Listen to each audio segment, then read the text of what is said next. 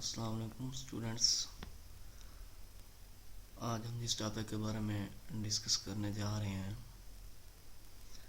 वह है ब्रायोफाइट्स की एक टाइप प्रिला। इसमें हम इसका जनरल इंट्रोडक्शन के बारे में रीड करेंगे, डिस्कस करेंगे।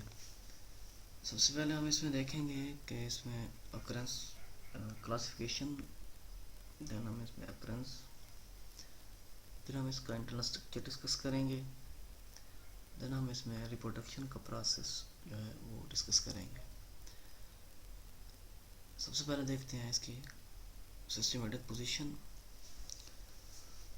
इसकी जो डिवीजन है वो है ब्रायोफाइटा।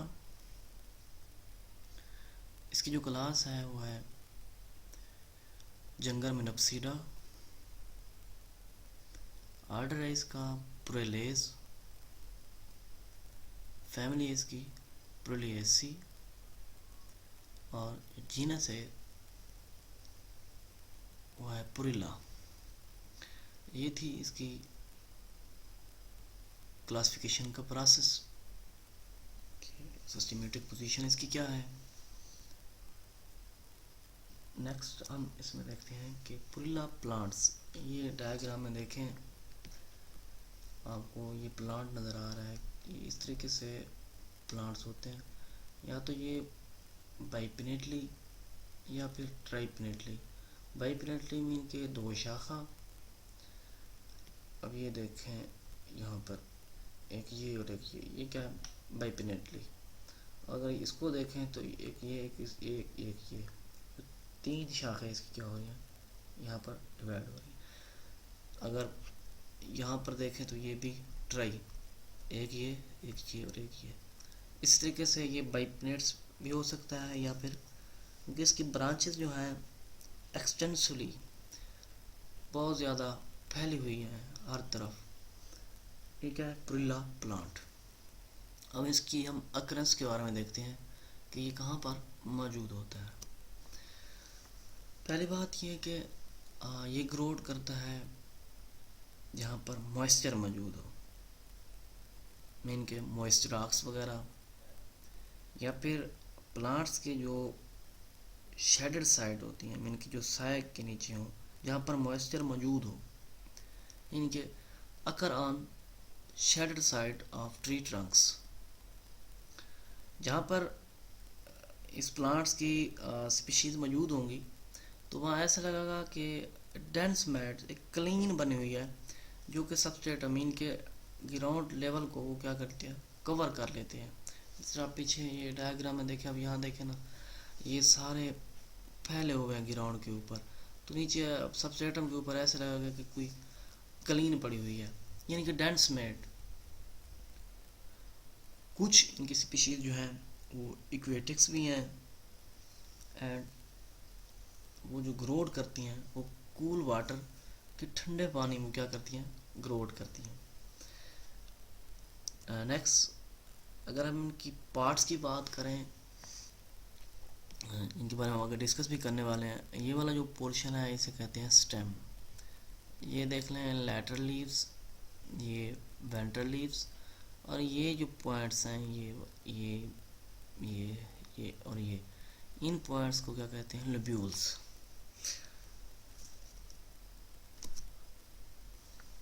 अगर लीव्स का स्ट्रक्चर देखें तो ये डार्सल लीव, ये लीव्स के ये वाला पोर्शन जो है एक्सिस या स्टेम, और ये जो मेन टिप पर मौजूद है उसे कहते हैं पेक्स।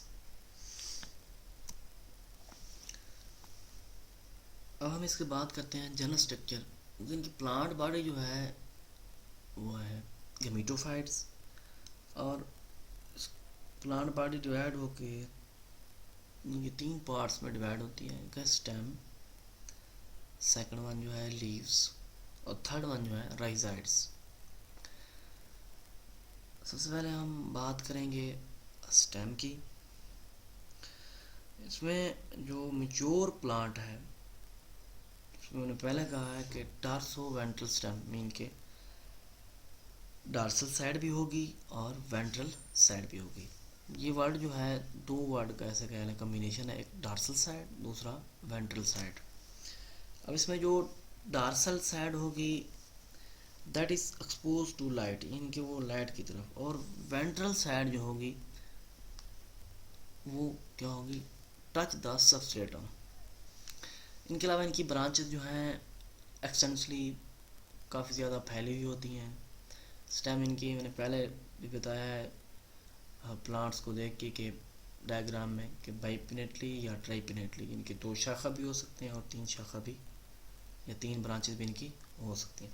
इनमें यह होता है कि इनके जो बेजल या ओल्डर पार्ट होते हैं वो मोस्टली ख़त्म हो जाते हैं, डाइवर्ट हो जाते हैं, लेकिन इनकी ग्रोथ जो है डिस्टल एंड की तरफ कंटिन्यू रहती है, वो भी लॉन्ग टाइम, इनकी काफ़ी देर तक वो क्या रहती है, कंटिन्यू रहती है। ये इसका स्टेम का पोर्शन था। अगर हम लीव की बात करें तो जैसे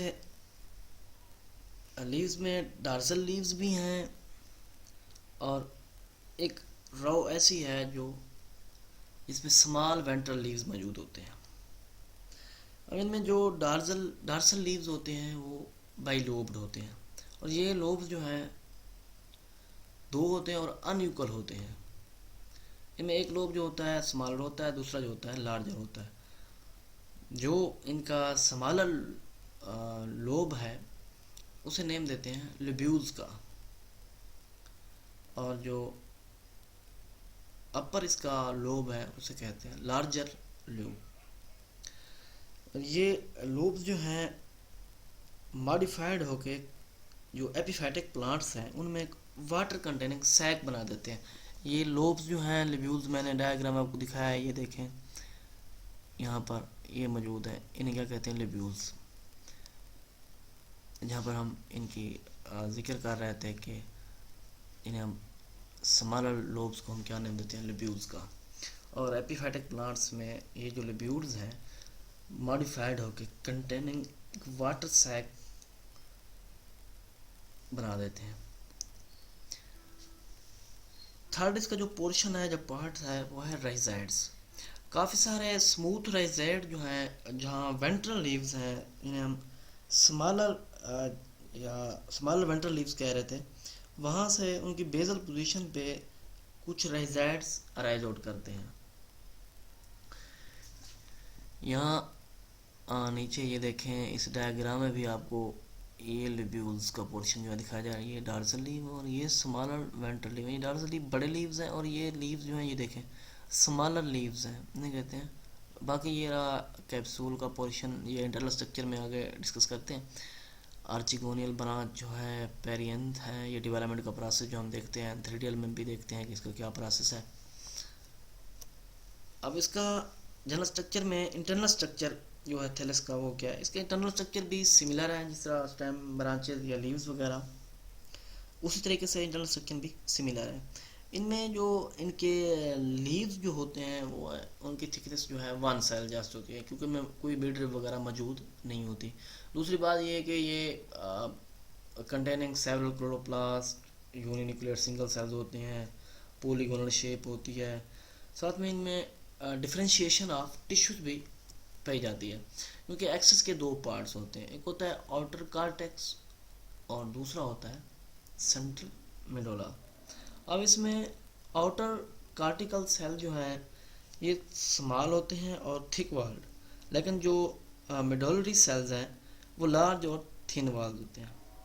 दूसरी बात ये कि जो स्टेम के सुपरफिशियल सेल्स हैं वो बनाते हैं एक स्ट्रक्चर जिसे कहते हैं पैराफिल्स। पैराफिल्स क्या है, that are the outgrowth. ये इनका काम क्या है, ये फोटोसिंथेटिक एक्टिविटीज़ यानी कि supplement the photosynthetic activities of life, यानी कि जो फोटोसिंथेटिक लीव्स में एक्टिविटीज़ होती हैं उनके रिक्वायरमेंट को ये आउट ग्रोथ मीन के पैराफिल जो है वो पूरा करते हैं। नेक्स्ट जो है इसमें लाइफ साइकिल का प्रोसेस। लाइफ साइकिल में हम सबसे पहले डिस्कस करेंगे रिप्रोडक्शन में vegetative reproduction. Vegetative reproduction simply हम पीछे भी डिस्कस करते हैं कि किस तरीके से यहाँ पर जो है डेथ एंड डिके, सबसे पहला प्रोसेस जो है डेथ एंड डिके। इसमें यह कि इसके जो बेसल ओल्डर पार्ट्स होते हैं उनकी डेथ हो जाती है, ख़त्म हो जाते हैं, ब्रांचेस से सेपरेट हो जाते हैं। ब्रांचेस के सेपरेट होने से जैसे वो मेन ब्रांच से सेपरेट होने को एक इंडिपेंडेंट प्लांट्स में डेवलप हो जाएं, तो ये भी क्या है, न्यू प्लांट्स बना दें, डेथ एंड डिके, ये भी वेजिटेटिव रिप्रोडक्शन का प्रोसेस।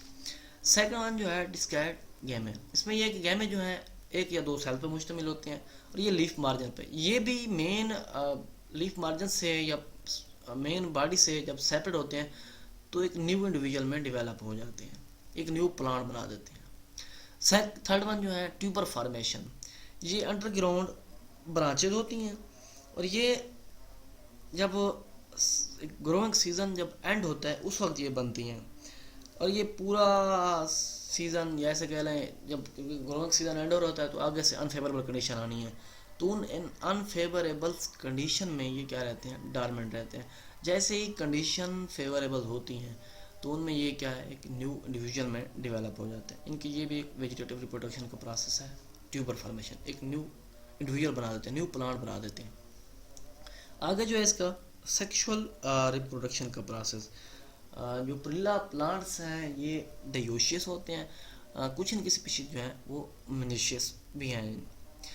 अब इसमें सबसे पहले हम जिक्र करेंगे मेल प्लांट्स के बारे में, फिर हम डिस्कस करेंगे फीमेल प्लांट। मेल प्लांट में हम इसकी डेवलपमेंट का प्रोसेस भी देखेंगे। सबसे पहले ये देखते हैं कि मेल प्लांट्स है क्या।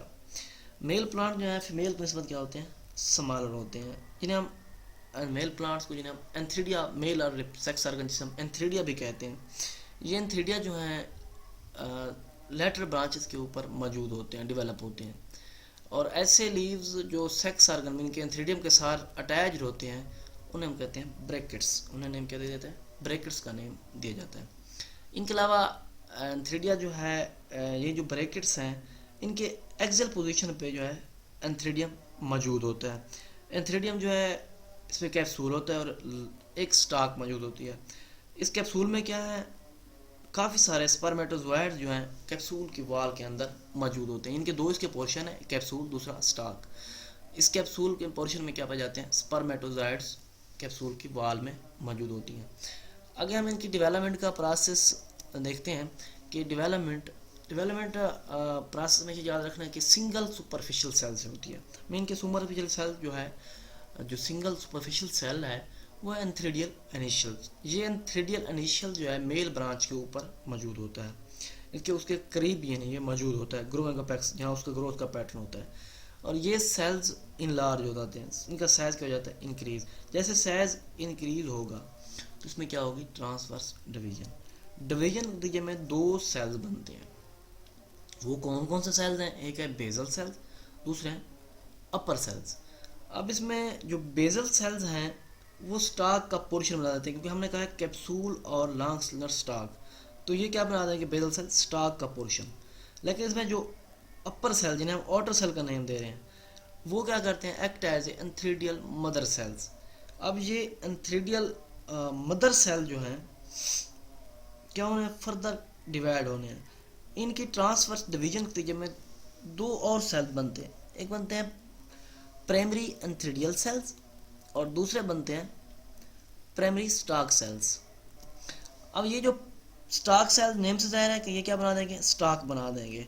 लेकिन जो प्राइमरी एंथ्रीडियल सेल्स हैं वो वर्टिकली फिर डिवाइड हो जाते हैं। जब वो डिवाइड होते हैं तो वो दो सेल्स बनाते हैं। एक ये सेल जो है 4 जैकेट इनिशियल बना देंगे और दो प्राइमरी एंड्रोगोनल सेल्स बना देंगे। जैकेट इनिशियल्स पीछे भी डिस्कस किया था कि हमेशा वॉल ऑफ एंथ्रीडियम बनाते हैं, और जो एंड्रोगोनल सेल्स हैं प्राइमरी एंड्रोगोनल सेल्स ये फर्दर डिवाइड होके एक मास ऑफ एंड्रोगोनल सेल्स बना देते हैं। ये mass of androgonal cells further divide होता है तो एंड्रोसाइट्स मदर सेल्स बन जाते हैं।